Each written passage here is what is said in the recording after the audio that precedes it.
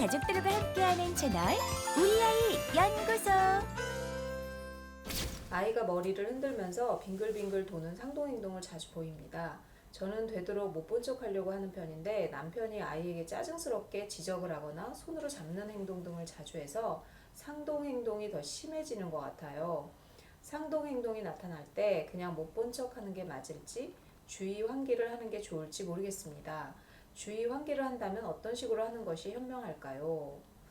지금은 왜 이 친구는 머리를 흔들면서 빙글빙글 도는데 그게 뭐 모든 아이들이 다 그럴지는 모르겠는데 상동행동이 좀 변하더라고요. 그러니까 어떨 때는 이렇게 상동행동 했다가 또 어떨 때는 이렇게 상동행동 하는데 사실 만약에 계속 집에서 이런 행동을 계속하면 좀 많이 힘들긴 할 거예요. 빙글빙글 돌고 머리를 이게 있는데 텔레비 이렇게 우리 보고 있는데 막 이래봐. 그러면 엄청 힘들죠. 근데 그게 이제 근데 너무나 슬픈 현실은 화를 내도 안 된다는 거죠.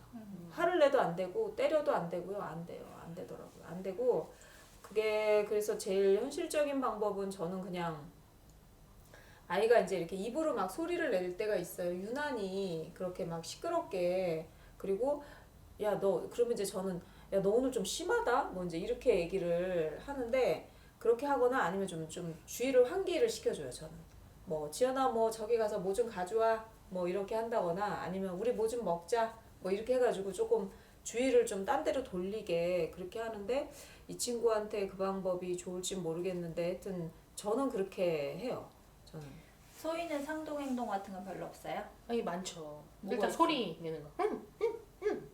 그렇게 기분 좋을 때 소리랑 뭐 기분이 안 좋을 때 아까 선생님 뭐 그거 하니까 저희 기분이 안 좋을 때 화를 낼 때 그 하는 그 동작이 있는데 옛날에 그 유재석이 뭐 추는 춤 있잖아요. 약간 메뚜기 춤. 이걸 이렇게 흔들어요. 그렇게 굉장히 크게 흔들어요. 아 기분 안 좋을 때? 네. 아 표정은? 찡그리고 아직? 그 안 좋을 때 안 좋은 거 맞아? 그러니까 좋다는 건지 나쁘다는 건지 그리고 소리가 뭐 안 할 때도 저랑 산책할 때도 그러니까 약간 제가 약간 그게 너무 싫었었거든요. 이게 소리가 제가 막지가 않으면 그리고 사람들의 시선을 집중시키고 다른 사람들도 피해를 주잖아요. 그래서 그게 너무 싫었는데 뭐 사연이랑은 다른데 제가 그 소리가 너무 싫다고 생각했는데 한번 휴게소에서 소리를 잠깐 잃어버린 거예요. 근데 저는 화장실 안에 있었어요. 금방 급히 처리하고 나올 수가 없는 상황인 거예요. 근데 애 아빠가 분명 보고 있었는데 저한테 전화가 와서 소리가 없어졌다. 여자 화장실 쪽으로 가는 줄 알았는데 화장실 안에 네가 있는데 내가 들어갈 수는 없으니 지켜봐라 하는데 화장실은 안 들어왔어요. 막 빨리 어떻게 해? 내 딸 찾아야 되니까 막 제가 급하게 이제 하고 이제 나가려고 하는데 들어오면서 소리가 들리면서 쟤 저기 있구나. 그리고 제가 어디 웃으면서 소리는 그러니까 우리가 조용히 하고 소리에 집중하면 찾을 수 있다. 약간 이런 식으로 그러니까 가까이 있으면 그런 식으로 웃으면서 내가 너무 싫어했던 행동이 이렇게 그럴 수도 있다. 그죠. 웃픈 상황인 거지. 아니 왜냐면 걔는 엄마를 잃어버린 상황에서도 그 조절이 안 되는 거예요. 그치. 엄마를 잃어버렸으니까 안 내가 되지. 소리를 안 내야지 이런 게 아닌 거예요. 그리고 저는 약간 조언 드리기가 조심스러운 게 집이라는 공간은 아버님도 편하게 쉬셔야 돼서 아버님 입장도 너무 이해가 가고요. 어머니 입장도 이해가 가고 아이도 좀 편안하게 쉬어야 되잖아요. 그래서 저는 약간 이게 서로 상충하는 문제니까 그리고 본인 어머님도 약간 모른 척 하신다고 어머님도 모른 척 하실 뿐이지 분명히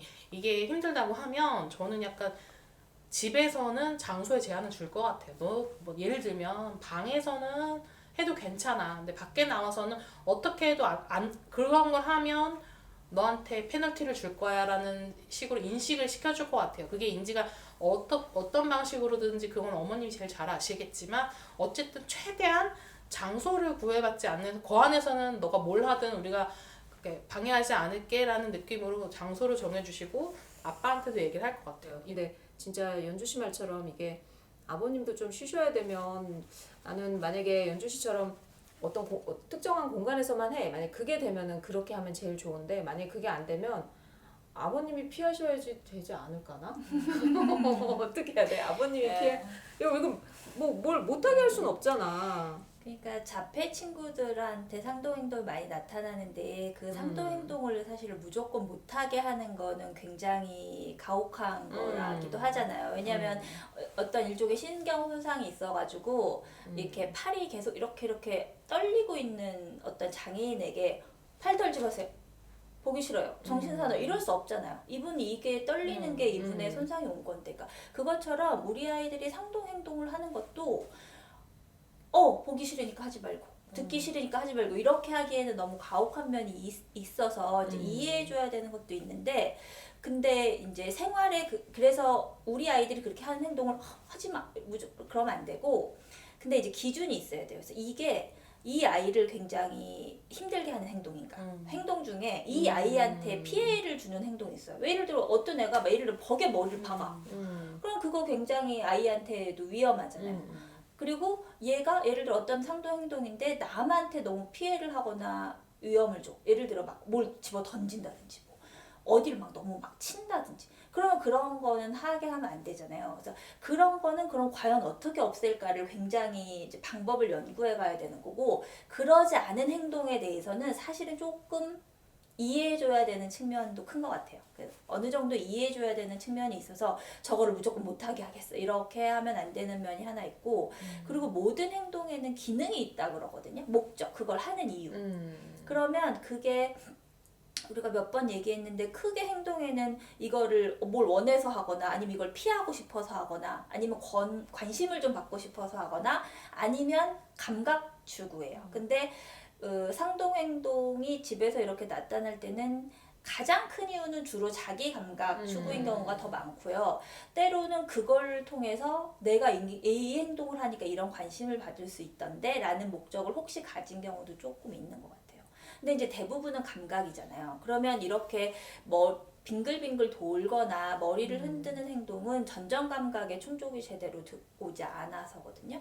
그래서 우리는 그냥 이렇게 가만히 있는 게 그냥 편안한 자극인데 얘는 이렇게 좀 흔들어 줘야 우리가 이렇게 있는 것 같은 편안함을 느끼는 거란 말이에요. 그럼 이거를 어떻게 도와줄 수밖에 없냐면 긍정적인 환경에서 이걸 할 수 있도록 해줘야 되는 거예요. 그러니까 예를 들면 이렇게 벙벙벙벙 뛰는 애인데 그냥 맨바닥에서 벙벙벙벙 뛰면 보기 싫은 행동인데 트램폴린 위에서 붕붕붕붕 뛰면 트램폴린 타고 노는구나 이렇게 되는 환경을 자꾸 만드는 거예요.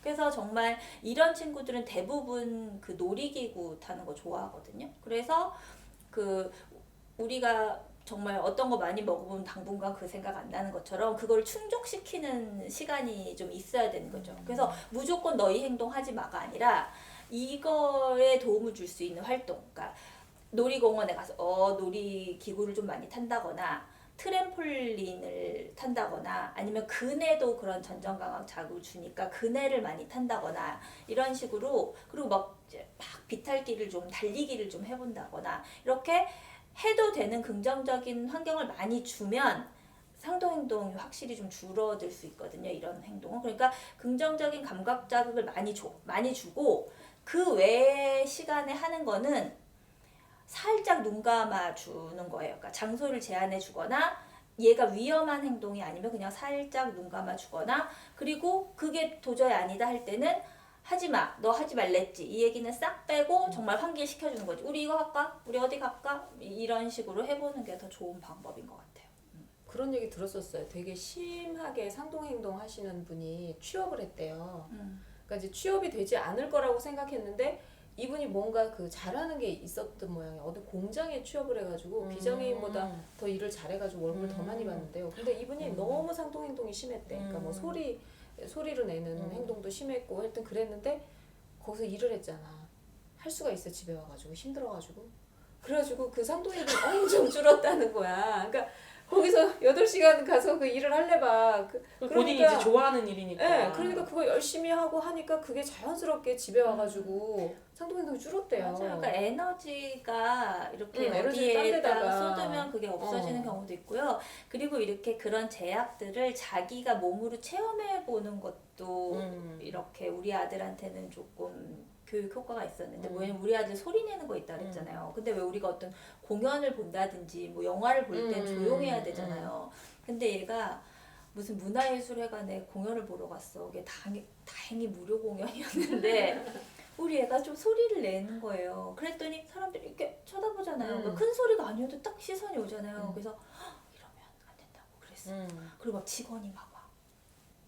무슨 일인가 막 하고 그래가지고 그래서 방해가 줄 것 같아서 나가자 그랬더니 안 나간대. 저기 조용히 한대. 그래서 좀 봤어. 근데 좀 있으니까 또 소리를 내. 나가자 했더니 안 나간대. 그런데 세 번째 소리를 딱 내서 안 되겠다. 그래서 막 정말 억지로 나왔어. 얘가 지금도 가끔 그 얘기를 하는데 조용히 해야 된다 그러고 조용하면 시끄러우면 쫓겨난다고 말해. 그래서 가끔도 문화예술회관에서 조용히 해야 돼. 조용히 안 하면 쫓겨나. 막 그랬어요. 그래서 그거 다음에 그 이후에 어떤 공연이나 영화 같은 거 보러 갈 때 되게 수월해졌어요. 너무 좋겠다. 그래서 이제 이렇게 확실히 뭔가가 안 되는 경험. 내가 이걸 하고 싶은데 이렇게 하면 못하는 거를 좀 조용히 해야 돼.